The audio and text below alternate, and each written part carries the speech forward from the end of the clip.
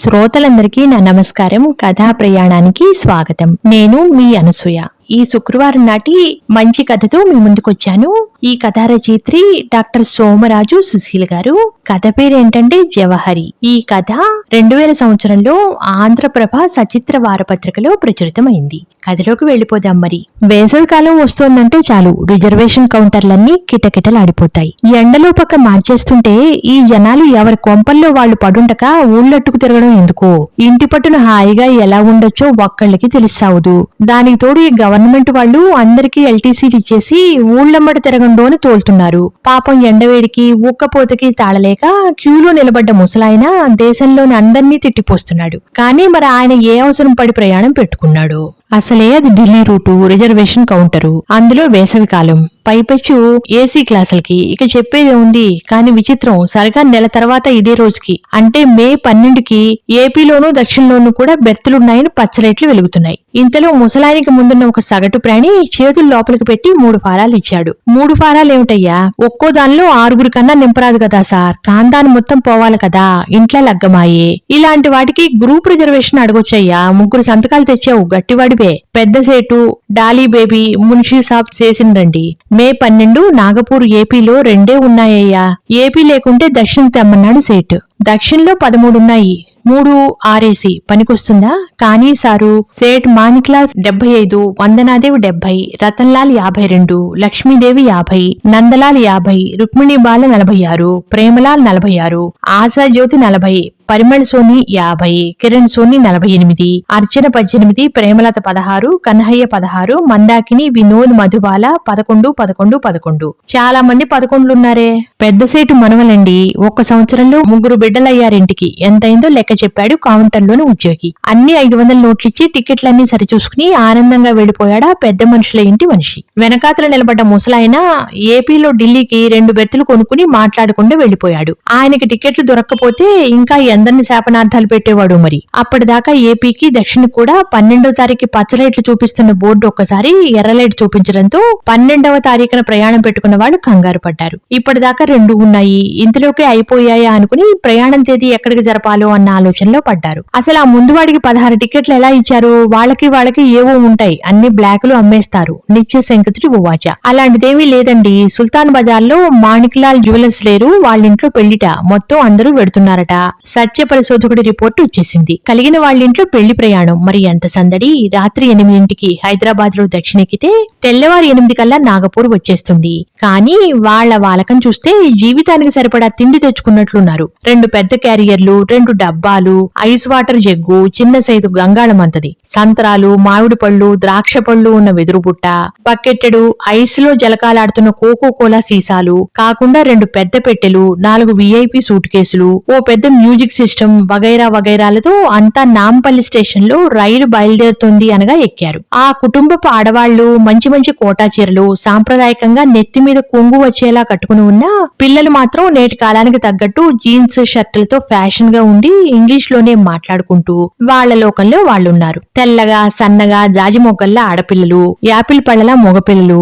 ఆడపిల్లలంత style గా ఉన్నా ఒంటిరవ్వ ముక్కు పుడకలు మెరవడం మానలేదు. వృద్ధ దంపతులిద్దరూ సకుటుంబగా సర్దుకుని కూర్చుని సామానంతా సరిచూసుకునేటప్పటికి రైలు బయలుదేరింది. మాణిక్ సేట్ గారికి హైదరాబాద్ నగరంలో 4 జ్యువెలరీ షాపులు, అవి చూసుకునేందుకు 3 కొడుకులు, 1 అల్లుడు ఉన్నారు. కుటుంబమంతా ఒకే కప్పు కింద జూబ్లీ హిల్స్ లో రాజప్రసాదం లాంటి ఇంట్లో కాపలా వాళ్లు, కుక్కల రక్షణలో ఉంటారు. 50 ఏళ్ల క్రితం రాజస్థాన్ నుంచి పై పంచితో వచ్చినవాడు తెలివితేటలు, నిజాయితీ, శ్రమ పెట్టుబడిగా పెట్టి ఈనాడింతవాడయ్యాడు. వాళ్ల దుకాణాల్లో ఏదో ఒక వస్తువు కొనేందుకు ఎప్పుడో ఒకసారి వెళ్లని హైదరాబాద్ పౌరులు ఉండరు. ఈయన హైదరాబాద్ వెళ్తుంటే ఈయన ఒక్కగానొక్క తమ్ముడు జవహర్ సేట్ నాగపూర్ ని పరిపాలిస్తున్నాడు.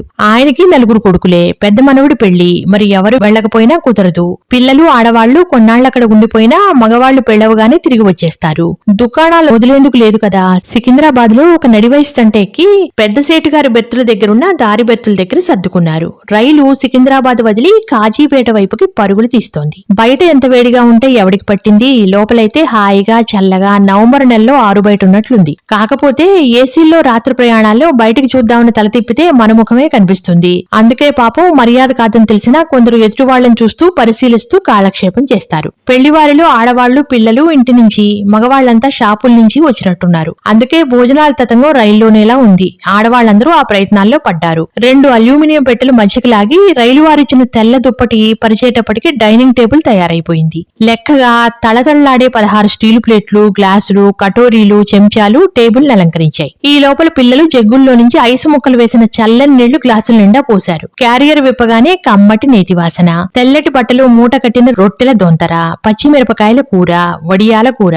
పెసరపప్పుతో హల్వా, కోవా, కచోరీ, పెరుగు. ఆ ఆడవాళ్లెంత శ్రద్ధగా భోజనం తయారు చేయించారో మరి. 1 గంట సేపు కబుర్లు, కేరింతల మధ్య పెళ్లివారి భోజనాలయ్యాయి. ఇంతలో ఎవరో పిల్లలు మ్యూజిక్ సిస్టమ్ ఆన్ చేశారు. మధ్య మధ్యలో పండ్ల ముక్కలు తింటూ మగవాళ్లు పేకాడుకోవటం మొదలెట్టారు. వాళ్లలో వాళ్లే ఏవో నిదానంగా మాట్లాడుకుంటూ నవ్వుకుంటూ భుక్తాయాసం తీరే వరకు పేకలాడుకున్నారు. మగవాళ్ల భోజనాలు అవగానే ఆడవాళ్లు కూడా పని కానిచ్చేసి పడకల ఏర్పాట్లు మొదలుపెట్టారు. రైలు వారిచ్చిన దుప్పట్లు నీటుగా సర్ది వాళ్ళిచ్చిన డ్రిల్లే కాకుండా వాళ్లు కూడా తెచ్చుకున్న మెత్తలు కూడా పైబెర్తుల మీద పెట్టారు. పిల్లలు 2 రకాల రూమ్ స్ప్రేలు కొట్టారు. దాంతో ఆ కంపార్ట్మెంట్ అంతా పెళ్లి పందిర్లా గుబాళించింది. ఆ అంగనామణులంతా ఇదంతా సర్వసాధారణమైనట్టు రొటీన్ గా పని చేసుకుని పోతున్నారు. అందరిలోకి చిన్నావిడ అత్తగారి కాళ్ళ దగ్గర కూర్చుని ఇంకొకసారి కొంగు సరి చేసుకుని పావుతబాదు మాజీ అని అడిగింది. నా బేటా జా సోజా అని ముసలావిడ పడుకోవడానికి పర్మిషన్ ఇచ్చేసింది. వీళ్ల పద్ధతులన్నీ నోరు తెరుచుకుని చూస్తున్న సికింద్రాబాద్ లో ఎక్కిన పెద్ద మనిషి పెళ్లాం వైపుకు తిరిగి, చూసావా అత్తగారంటే ఎంత గౌరవమో, ఎలాగైనా ఉత్తరాది వాళ్ళ తీరే వేరు అన్నాడు. ఆవిడ తలెత్తకుండానే, పెద్దావిడ చేతికి 4 గాజులున్నాయే, మధ్య అచ్చ రవ్వలు, అటు ఇటు అచ్చ కెంపులును మరి అని మళ్లీ పుస్తకంలో పడిపోయింది. ఏది ఏమైనా మన పవిత్ర భారతదేశంలో నిమ్మళంగా సుఖంగా బతకాలంటే భగవంతుడు అష్ట దరిద్రాలనిచ్చినా పర్వాలేదు, అనుకూలవతి అయిన ఒక్క పెళ్లాన్నిస్తే చాలు, ఇక వాడు చక్రవర్తే కదా. ఇంతలోకి కాజీపేట నానే వచ్చింది. రైలెక్కగానే అందరికీ నిద్ర, ఆకలి 2 ఎక్కువ అవుతాయి. అదేమిటో అప్పటికే కొందరు మంచి నిద్రలో ఉన్నారు. సన్నగా పాలిపోయినట్లున్న ఒక పెద్దావిడిని చక్రాల కుర్చీలో తోసుకుంటూ వచ్చి 2 వయసు మళ్లిన వాళ్లే రైలెక్కించి వాళ్లు సామాను చూసుకుని కూర్చున్నారు. ఈ లోపల ఒక కుర్రాడు పరిగెత్తుకుంటూ వచ్చి మంచినీళ్ల బాటిల్ అందించాడు. 2 లోయర్ బెర్తులు, ఒకళ్ళకి పైనొచ్చింది. ముసలాయనని పైకెక్కేందుకు సాయం చేసి, అమ్మా జాగ్రత్తమ్మా, అన్నయ్యని నిజాముద్దీన్ స్టేషన్ కి రమ్మని ఫోన్ చేస్తాను, మీరు దేనికి దిగనక్కర్లేదు అని తల్లికి చెప్పి నిద్ర పట్టక కబుర్లు చెప్పుకుంటున్న పిల్లని చూసి, బేబీ జరా హమారీ అమ్మాకా ఖ్యాల్ రఖనా అని చెప్పి దిగిపోయాడు. మళ్లీ రైలు బయలుదేరింది. అంతటా లైట్లు ఆరిపోయి లేత నీలం బల్బులు వెలిగాయి. మండు వేసవైనా లోపల చలనిపించడంతో అందరూ రగ్గుల్లోకి దూరిపోయారు. కోడళ్లందరూ బతిపులాడడంతో యశోద కృష్ణుణ్ణి జోకొట్టే హాయైన మార్వాడి పాటలు పెద్దావిడ సన్నటి గొంతుతో పాడసాగింది. 10 నిమిషాల్లో కంపార్ట్మెంట్ అంతా నిద్దట్లోకి జారుకుంది. రామగుండం దాటేసినట్టుంది. తెల్లవారుతూనే నాగపూర్ వచ్చేస్తుంది. సబ్ బడే లోగ్ ఏక్ తరఫ్ హో జావ్, జల్దీ జల్దీ మాల్ నికాల్, ఏ సేట్ జరలేవు, నోరెత్తినావంటే నీ కొడుకు దక్కడు, ఆడోళ్ల పెయ్యి మీద నగలన్నీ ఇట్లేయమను, లేకుంటే బదనామైతవు. రతన్లాల్ కంఠం మీద కత్తి పెట్టి కాజీపేటలో రైలెక్కిన ముసిలాడు బొంగురు గొంతుతో బెదిరిస్తున్నాడు. పక్క బెర్తుల్లో జనాలంతా నిజంగానే నిద్దట్లో ఉన్నారో లేదో పరమాత్ముడికి తెలియాలి. ఒక్క ముసుగు కదల్లేదు. ఆడవాళ్లు 4 పక్కకి చేరారు వణుకుతూ. బచ్చంకో ఉఠనానై పిల్లల్ని కదలనీయలేదు. రతన్లాల్ భార్య లక్ష్మీదేవి ఆయన కాళ్లు పట్టేసుకుంది. భాయ్ సాబ్ ఉనే చోడుదో, హమారా సబ్ కుచ్ లేలో, హమారా మాలిక్కో చోడుదో. చక్రాల కుర్చీలో వచ్చి రైలెక్కిన ముసలావిడ చెంగూలు లేచి కూర్చుని పెద్ద బ్యాగు మంచిన పెట్టింది. రకరకాల గాజులు, రవల ఉంగరాలు, పతకాలు, గొలుసులు, అందరి వంటి మీద ఉన్న నగానట్రా తిన్నగా బ్యాగులోకి వెళ్లిపోయింది. ఖోలో ఖోలో బాక్సాంగ్ ఖోలో అని పెట్టెలు తెరిపించాడు. కత్తింకా రతన్లాల్ గొంతు మీదే ఉంది. బాక్సుల్లో ఉన్న బట్టలన్నీ చిందరవందర చేశాడు. ఏవీ దొరకలేదు. ఇంత పెద్ద సేటువి ఏం పెళ్లికి పోతున్నావురా, బికారం లెక్కున్నవు, తూ పైసలేడున్నాయి తీయండ్రి. అందరి జేబుల్లో కలిపితే 10,000 పోగయ్యాయి. స్టేషన్ వచ్చేటట్లున్నదన్నా వాడి చెవులో ముసిల్ది ఊదింది. వెంటనే చైన్ లాగి రైలు స్లోవగానే 3 దూకి పారిపోయారు. 2 మైళ్ల తర్వాత రైలాగింది. అంతా లైట్లేశారు. ఏమైందని అనుకుంటూ వచ్చారు రైలు అధికారులు. విషయమంతా విని రిపోర్ట్ రాసుకుని ఫోటోలు తీసుకుని పోలీసులు వెళ్లిపోయారు. పంచాయతీ అయిన 10 నిమిషాలకి రైలు బయలుదేరింది. పెళ్లివారి ముఖంలో కత్తివేటుకు నెచ్చుక్కలేదు. బిక్క చచ్చిపోయారందరూ. తలా గ్లాసు మంచినీళ్లు తాగి పెట్టెలన్నీ మళ్లీ సర్దుకున్నారు. ఆడవాళ్లేదో మాట్లాడబోతే ఒక కసురు కసిరాడు పెద్దాయన. అందరి ఉత్సాహాలు చప్పగా చల్లాన్నట్లయి మళ్లీ ముసుగులెట్టారు లైట్లార్పి. తెల్లవారుతుండగానే అందరినీ నిద్ర లేపింది పెద్దావిడ. ఏదో చిన్న స్టేషన్ లో ఛాయలు తెప్పించుకుని తాగారు.